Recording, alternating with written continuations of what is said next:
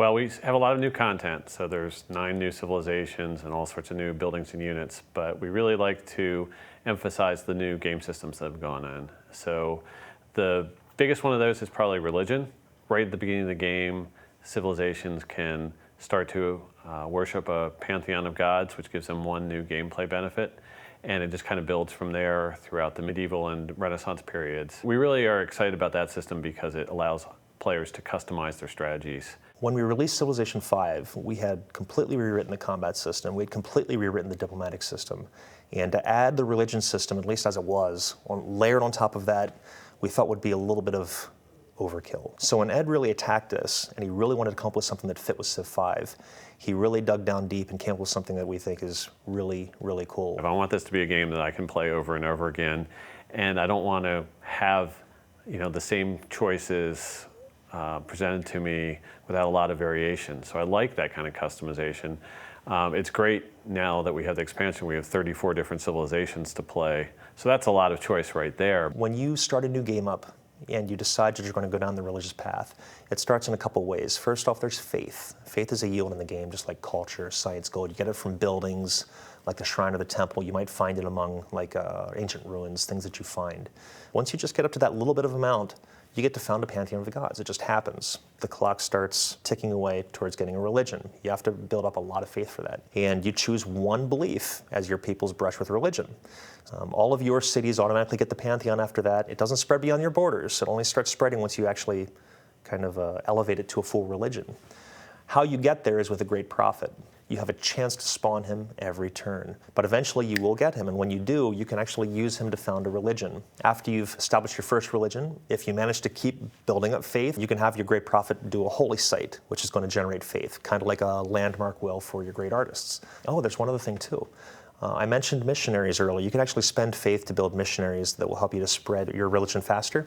You can also use an extra great prophet for that. If you have a great prophet later, they can actually spread religion 3 times. They can go up to 3 different cities, boom, boom, boom, before they're expended, and really do a big job of spreading your religion. Well, I like how Espionage lets you sort of get a look inside the other civilizations. That system goes in and starts checking in with what the AI is thinking about for those other civilizations.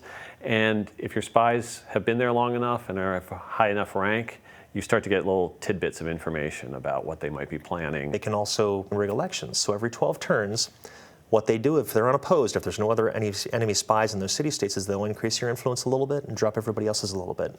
So it's like a slow drip of water. If you're impatient, you can do what's called a coup. Now, if it's successful, you'll completely take over the allied spot. The person who was there before will take over wherever you were before, so it happens instantly. And if you're not successful, your spy's executed. You lose all your influence, generally makes a mess of things, but it's for the gamblers out there. I'm a gambler, so I use the button a lot. They have a chance to do a few things. They can either steal a tech, because the more science that city is generating, the faster your spy is going to steal tech. And you'll be able to watch the bar in your Espionage UI.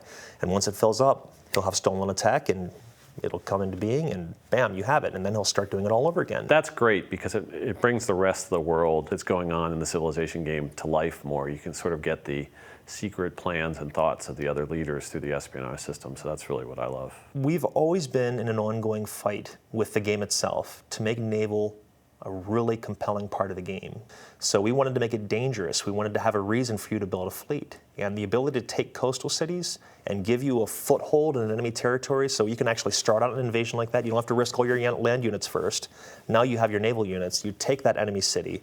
You now have a foothold to land all of your other stuff up behind it and move forward. And one area we definitely found some weaknesses, it was the AI's ability to gather up an army, get that army across the seas. So we made it so that the embarked units can now stack with the naval units.